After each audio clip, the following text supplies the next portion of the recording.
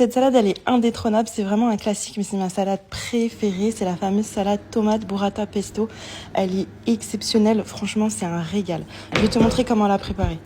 C'est d'ailleurs le moment de profiter des belles tomates de saison. Donc là, pour une grande assiette pour 2 personnes, tu vas prendre 2 belles grosses tomates que tu vas couper en petites rondelles et ensuite en petits quartiers.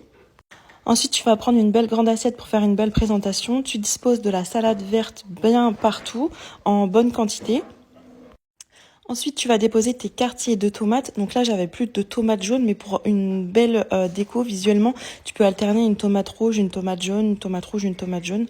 Donc tu fais ça sur ta salade. Et ensuite, tu vas pouvoir préparer la sauce pesto. C'est ce qui fait tout dans cette salade.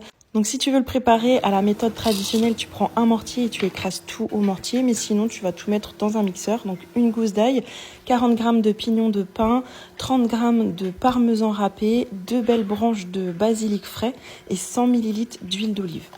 Et tu mixes tout ça et ainsi tu obtiendras ton pesto maison. C'est tout simple à faire. Et c'est vraiment ce qui fait toute la différence dans cette recette. Donc tu mets ton pesto dans un bol et là tu rajoutes du sel et du poivre. Le pesto maison, ça se conserve dans une boîte hermétique pendant 1 semaine au réfrigérateur. Et si vraiment tu en as beaucoup, tu peux même le mettre dans des bacs à glaçons au congélateur. Ici, c'est une petite quantité que tu vas utiliser juste pour déguster la salade. Donc, tu peux tout verser joliment sur ta salade ou en garder un petit peu de côté et servir à convenance dans l'assiette. Mais le pesto maison, c'est vraiment un régal. Tu peux même l'utiliser dans des sandwichs. C'est super bon. Et ensuite, tu déposes une belle burrata. Donc, soit tu la déposes directement au centre en boule, ou soit tu mets des petits morceaux par-ci, par-là sur ta salade. Et voilà. Un classique, cette salade, vraiment, mais elle est excellente. Je raffole de cette salade. C'est vraiment un régal.